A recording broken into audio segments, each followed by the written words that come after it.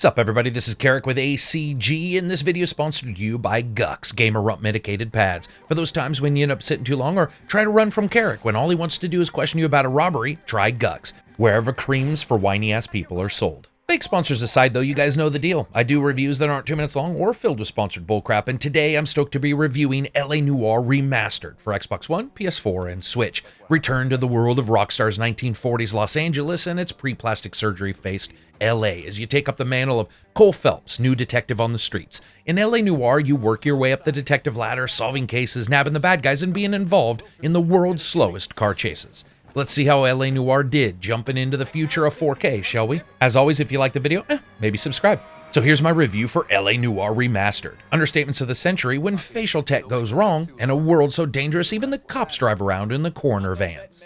Graphics are up first. Let's just be straight up here. LA Noire was never a looker, and sure, its facial motion capture at time was amazing, but LA Noire wasn't really the same style of open world game as many of the others that Rockstar did and was certainly known for. And it really didn't throw a bunch of flash and glitz at you or cover the screen in enough explosions it looked like an invaded country in one of those night vision cam YouTube videos. In fact, in many ways it was more like Bully that came before it and captured the captivating hijinks of high school life during that awkward phase between first kiss and counting bases. Here, LA Noire, even at its busiest, is certainly a more sedate affair, and vast expanses of time can just be had exploring the scenery or investigating the situations or talking to perpetrators and witnesses alike.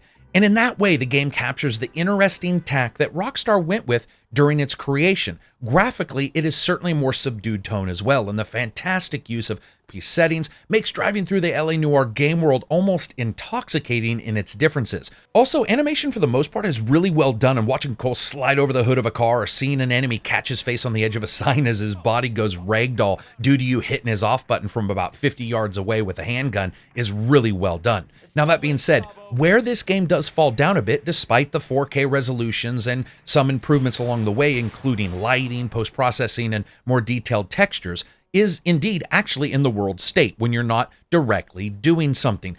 And even just when walking around, the game doesn't really have the greatest draw-in, and many places are a bit too foggish for my tastes.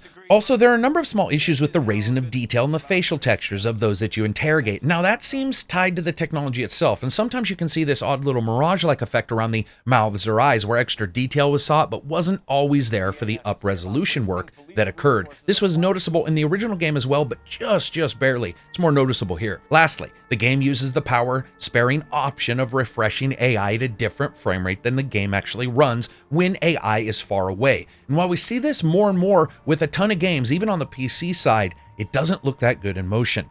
Now, that being said, despite LA Noire never really looking like a current-gen title, when you're sitting back trying to find out if a newly crowned widower added some holes to her husband's body right before he supposedly died of other causes, or if she's just a victim of bad timing and maybe your own cynicism, it can be amazingly lifelike. And of course, that's all due to the motion capture on the faces of the people, which allows for some of the most realistic emotions you're going to see in a game. Now, when it comes to the performance, the Xbox One and PS4 hold mostly solid at 30 FPS at 4K, while the Switch version is 1080p docked, 720p when in portable mode, and it also has gesture and touch controls. Overall, LA Noire is a more workmanlike remaster. It's not fully redone to look like a new game, but it's helped along with the shoring up the occasional bad original game's FPS, extra detailed textures all around, and improved lighting engine, as well as just an overall attention to detail everywhere. Sound, music, and voice.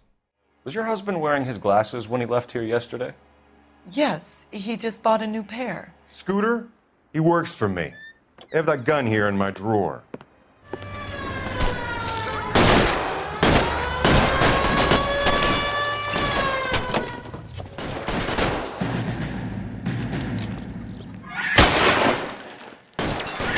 Why is nobody covering? From the beam of sunshine himself.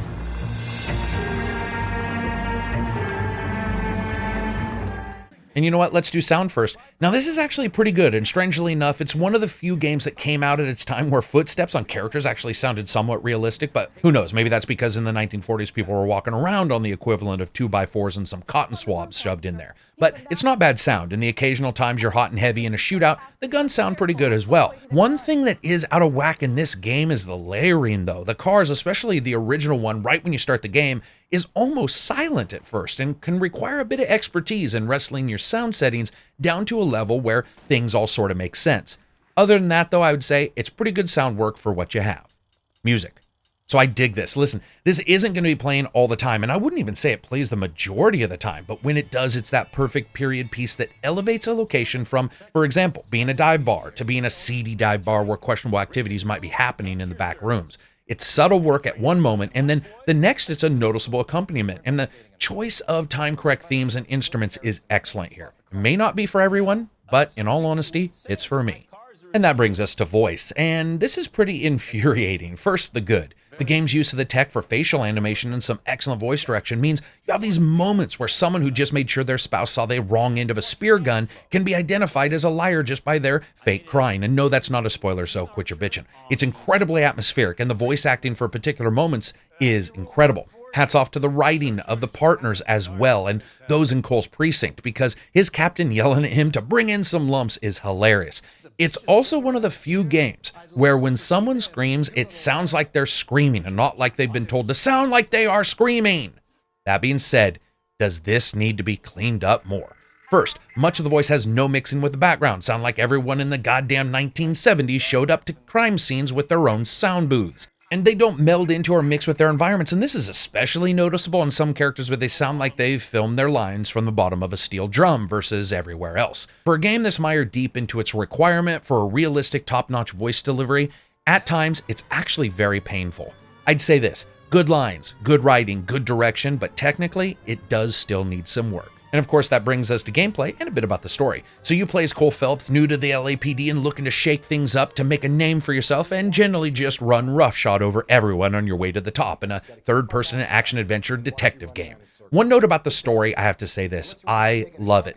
Phelps' rise and the problems that come with power are excellently handled here. And I mean, it's like Rockstar really perfected the LMAGYCRF method, or let's make a greaseball that you can root for. And Cole is that, honorable and in many ways uncorruptible, yet completely and utterly human, and the reflection of that is actually handled better in this story than most Rockstar titles, aside from maybe Bully. It starts small with little one-liners from other characters, but without spoiling it, LA Noire's story is easily one of my favorite from the dev. It's not technically the best written, it's just fantastically interesting to me, and its use of more subtle themes than, say, the GTA games was appreciated back then and is actually appreciated a lot now. Now, to engage in the story, you're going to perform missions, most of them separated by the division you're working for in the LAPD, starting with traffic investigations and moving up. And of course, these might sound like they're boring, but these aren't speeders. These are situations involving vehicles, so it might be the apparent fruiticide of someone inside a four-door abandoned vehicle, and the next might have you breaking up a stolen car ring, and then you move on to vice, arson, and homicide, each with a large number of missions based around their overall theme, and each has you outfitted with a different partner. Some may like you, some may respect you, but not like you, and some may just want to hold your head underwater until you can tell them if life after death exists. Now, when called to a scene, you case the area, taking in the clues, investigating them in a hands-on manner, even kneeling over dead bodies and looking for evidence on blood-stained corpses. This might lead you on clue hunts to people's homes, foot chases for both the innocent and guilty, and of course the occasional full shootout. But that's the mastery to me of LA Noire. It's not friggin' called LA Onslaught, it's LA Noire, and it uses its time frame to the fullest extent, showing shock even on the characters' faces at the very mention of things that you and I see every day in today's media that was simply unheard of, or at least unspoken of back then. Now, while much of the game is sort of standard fare for a somewhat open-world game, it's the interrogation scenes that are not, with Cole sitting down and watching the facial features of those he's interrogating to try to judge if they're telling the truth or not. Now, the game's old system's nomenclature's been changed to good cop, bad cop, and accused, and Cole can do any of them, but if he makes too many mistakes, he may need to follow a completely different line of clues to get his man or woman. The issue here is that the same problems creep up that crept up in the prior title. Pick bad cop, and sometimes Cole just fully starts screaming at his target, but does so in a very accusatory manner, making accuse more confusing as an option for the next set of questions. And it can be an uncomfortable situation for everybody. But let's be honest, Cole in this game is actually sort of an ass, so it's not completely surprising, but it is something I think people should keep in mind because it can feel off when you walk into someone's house, sit down on their paisley couch, and then basically scream at them for letting you inside. Lastly, a bit about the world. While this world is indeed full of characters moving about their day and that expected hubbub that a lot of us have seen in past Rockstar titles, it really isn't an open world game in that sense, with just a few actions able to be taken while performing various side missions from occasional time to time. Now, that doesn't mean you can't drive or walk around for hours, you can, but it's not the anarchy generator that GTA games have been. I find that incredibly relaxing personally and very enjoyable, but for some, they may be wondering why there isn't constant foot chases or robberies every 30 seconds. When it comes to doing all this in the past titles, I've occasionally had issues with control, and I'm not sure if that was tied to the drops in the frame rate in the other versions or not, but overall this has a very tight feel to it, and it makes even the 40-mile-per-hour medium speed chases much more enjoyable. When it comes to length, the game is the same as it's always been, around 20 plus hours, and could run much longer depending on how you handle cases, or if you explore, collect cars for your collection, or try to get 100% on cases, as you can return to any of them from the main menu. But trust me, it's the missions where these things matter, and the backstory told across a series of cutscenes, both automatic and manually started, is excellent. And of course, excellence is what brings us to fun factor. And I have to say this, LA Noire is actually at its best when you aren't at yours. When Cole isn't getting everything perfectly right, the game has a subtlety to it that is fantastic. Its length is superb, its gameplay isn't the most refined, but its time period and the way Rockstar handled it is always going to intrigue me. And yes, it is Rockstar, so being surprised the story's well done is sort of like being surprised that North Korea and MMOs have rocky launches. And can LA Noire be rocky? Yeah, sometimes, especially when you're talking to a character who's just looking like they're waiting for their face to fall off like Pizza the Hut. But in the end, really enjoyable time. So as you guys know, I rate games on a buy, wait for sale, rent, or never touched again rating scale. This is $39.99, absolutely worth every penny. It's not perfect, but its excellent length, incredible story, and gameplay are all backed up now by a better FPS overall, higher resolution, and in the end, you are still getting a fantastic story to enjoy. So that's it for me. If you like the video, give it a thumbs up. If you dislike it, give it a thumbs down. Maybe check out the Amazon affiliate links. Anything you get through those helps out the channel. Or maybe follow me on Twitter, or hey, maybe become a patron on Patreon, where you guys can continue to allow me to make reviews that aren't 2 minutes long or filled with sponsored bullcrap. Peace out and enjoy the rest of your week.